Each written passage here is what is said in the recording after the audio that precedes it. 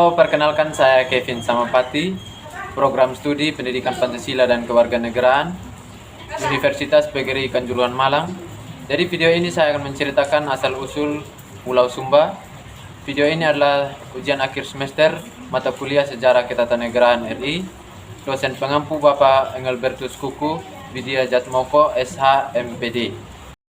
Asal-usul nama Pulau Sumba berjalin gelindan antara tradisi lisan masyarakat lokal dan sejarah yang ditulis oleh para penjelajah Eropa dan armada perang putih Gajah Mada. Para penjelajah Eropa memberi sebutan yang berbeda-beda berdasarkan pengamatan mereka terhadap kekayaan dan keunikan alam Sumba. Hingga kini ada beberapa sebutan untuk Pulau Sumba, antara lain Pulau Humba, Pulau Sumba, Pulau Subao, Pulau Cendana, atau Pulau Sandalwood. Catatan sejarah yang pertama kali menyebut nama Pulau Sumba muncul pada abad ke-14 di Kerajaan Majapahit. Pada zaman Majapahit di Jawa Timur ada seorang raja yang berkuasa namanya Hayam Wuruk. Hayam Wuruk mempunyai pati atau orang kepercayaan namanya Gajah Mada. Pada tahun 1350, Gajah Mada mengucapkan janji bahwa ia tidak akan makan kelapa sebelum mempersatukan Nusantara. Pada tahun 1357, armada Gajah Mada menaklukkan Dompu atau Sumbawa. Diperkirakan pada saat yang sama Gajah Mada menaklukkan Sumba. Hal ini nampak dari buku Negara Tagama yang ditulis oleh seorang pujangga bernama Empu Prapanca. Buku ini mendaftar nama-nama pulau yang ditaklukkan oleh armada Gajah Mada, termasuk nama pulau di bagian timur, Pulau Jawa. Dalam buku itu tertulis di sebelah timur tanah Jawa terdapat tanah jajahan. Semua kepulauan Makassar serta Buton, Banggawi Kunir, Galian, serta Selaya, Sumba, Solot, kemungkinan Pulau Solor, Ambon atau Pulau Maluku, Seram Timur beserta berbagai pulau lainnya. Dari catatan ini nampak bahwa nama Pulau Sumba sudah dikenal dalam Kerajaan Majapahit.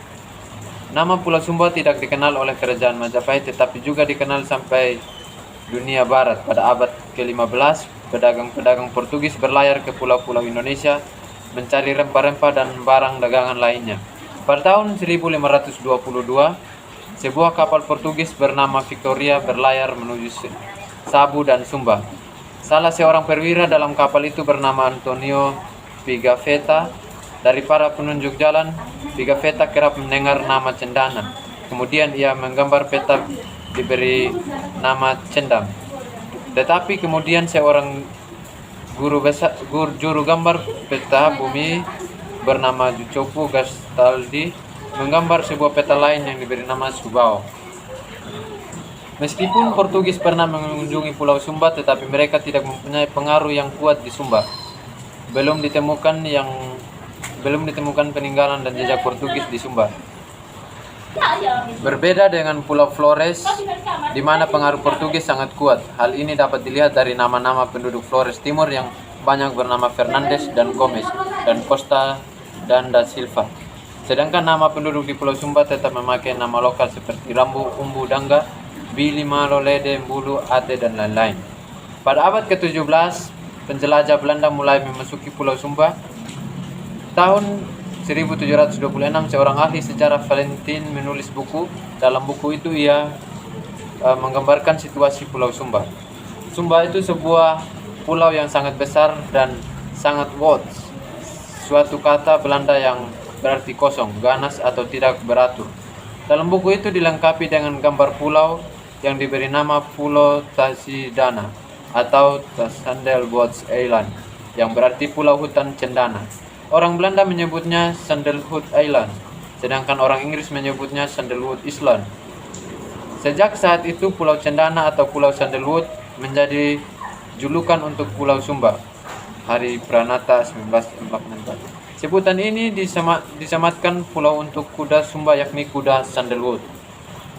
Pada abad ke-17 hingga 18 terjadi eksploitasi besar-besaran hutan cendana dan kuda di Pulau Sumba oleh para penjelajah. Ribuan ekor kuda Sumba dan ribuan kubik kayu cendana diekspor ke Eropa, negara-negara Asia, dan Pulau Jawa. Masyarakat Sumba sendiri mempunyai tradisi lisan mengenai nama pulau. Nama Pulau Sumba. Tradisi lisan masyarakat Sumba menjelaskan itu dalam kisah Umbu Walu Manoku. Dikisahkan bahwa dahulu kala seorang yang mendarat pertama kali di pulau itu bernama Umbu Walu Manoku, istrinya bernama Humba. Sebagai tanda hormat dan cinta kepada istrinya, maka pulau itu diabadikan dengan nama Humba. Menurut Hari Pranata, dalam bahasa daerah Sumba, huruf H kerap kali berubah menjadi Z atau S. Misalnya Kabihu. Di Sumba Timur akan menjadi Kabisu atau Kabisu.